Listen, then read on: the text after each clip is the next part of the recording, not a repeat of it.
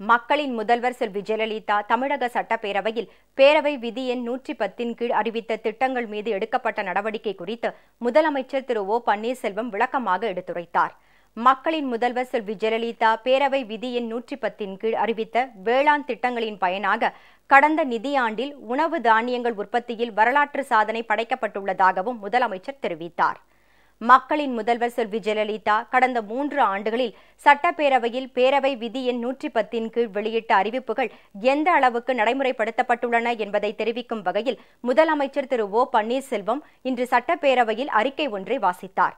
பேரவை விதி 110 கீழ் மக்களின் முதல்வர் செல்வி ஜெயலலிதா அறிவித்த திட்டங்கள் மீது எந்த நடவடிக்கையும் எடுக்கவில்லை என்ற எதிர்க்கட்சியினரின் உண்மைக்கு மாறான பிரச்சாரத்தை நிராகரித்த முதலமைச்சர் ஏற்கனவே நாடாளுமன்ற தேர்தல் பிரச்சாரத்தின் போது மக்களின் முதல்வர் செல்வி ஜெயலலிதா இது குறித்து விரிவாக விளக்கியிருப்பதாக குறிப்பிட்டார்.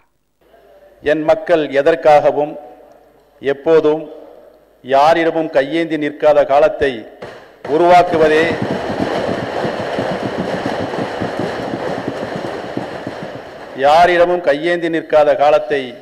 உருவாக்குவதே என் வாழ்நாள் லட்சியம் என்று சூளுரைத்து தமிழர் தம் வாழ்வு செழிக்க தம் வாழ்வையே அர்ப்பணித்து தமிழகம் முதல்நிலை காண விழிகாட்டி வழிகாட்டி ஒளிகாட்டும் அம்மா எனும் 3 எழுத்து மந்திரமே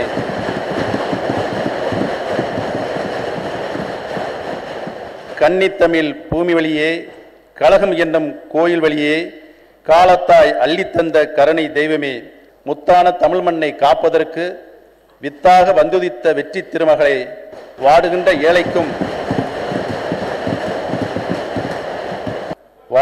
ஏழைக்கும் வருங்கால தலைமுறைக்கும் பூரண ஒளியேற்றும் புண்ணியமே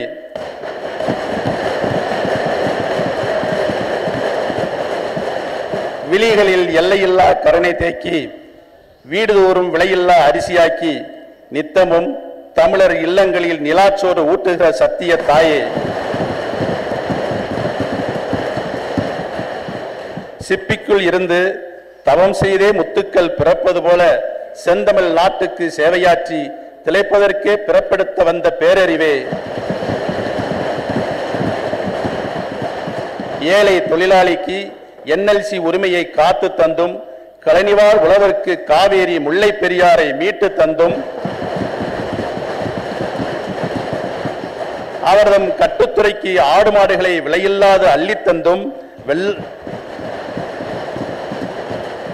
வெள்ளாமை காத்திட்ட வீர மங்கையே வெண்மை புரட்சிக்கும் வித்திட்ட விவேகமே பூமி வெப்பமாகும் என்று உலகம் இன்று புலம்புவதை தன் தீர்க்க தரிசனத்தால் உணர்ந்து மண்ணை குளிர்விக்க மழைநீர் சேகரிப்பு திட்டம் தந்த மாதரசியே அன்னை தமிழ் மண்ணில் அந்நிய முதலிகளை அனுமதியேன் என்று சிறு குறு வணிகத்தை காத்திட்ட காவல் அரணே கலனியும் கணினியும் ஒரு சேர தலைத்திட மண்ணுக்கு நீரும் மாணவருக்கு மடிக்கணியும் தந்த வள்ளலே அன்று வறுமையில் வாடிய தமிழ் மண்ணை இன்று செழுமையில் கிடத்திய செந்தமிழே 10 கோடி தமிழினம் பாசத்தோடு அம்மா என அழைக்கும் தேவாரமே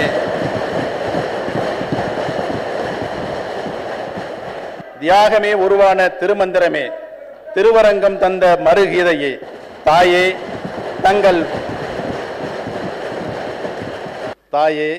தங்கள் பொற்பாதம் படிந்து தாங்கள் வீற்றிருக்கும் திசை நோக்கி என் தலைவணக்கம் செய்கிறேன்.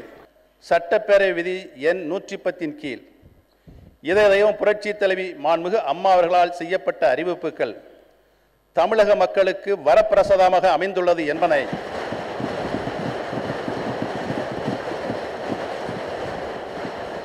தமிழக மக்கள் அனைவரும் நன்கு உணர்ந்துள்ளனர். 110 விதியின் கீழ் செய்யப்பட்ட அறிவிப்புகள் தமிழக மக்களின் தலை விதியை மாற்றி அமைத்துள்ளதை அனைவரும் அறிவர். நிர்வாகத்தில் புதிய விதியை ஏற்படுத்திய இந்த 110 விதி அரசியல் கட்சிகளின் விதியை மாற்றி அவர்களை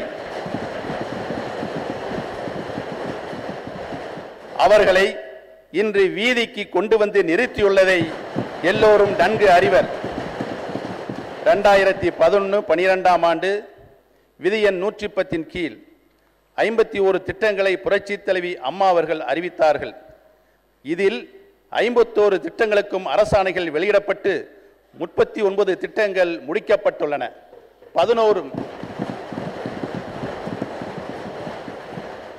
11 திட்டங்கள் தொடர்ந்து நடைபெற்று வருகின்றன. நீதிமன்றத்தில் நிலுவையில் உள்ளதால் ஒரு திட்டம் எடுத்துக்கொள்ளப்படவில்லை. 2012-13 ஆண்டு விதி எண் 110 கீழ் 87 திட்டங்களை புரட்சித் தலைவி அம்மா அவர்கள் அறிவித்தார்கள். இதில் 83 திட்டங்களுக்கு அரசாணைகள் வெளியிடப்பட்டு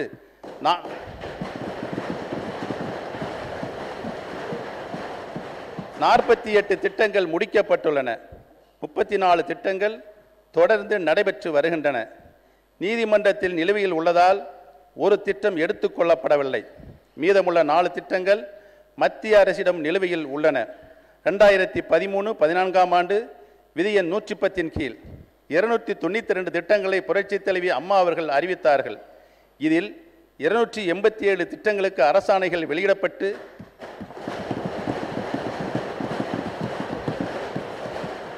126 திட்டங்கள் முடிக்கப்பட்டுள்ளன. 161 திட்டங்கள் தொடர்ந்து நடைபெற்று வருகின்றன. ஒரு திட்டம் மத்திய அரசிடம் நிலுவையில் உள்ளது.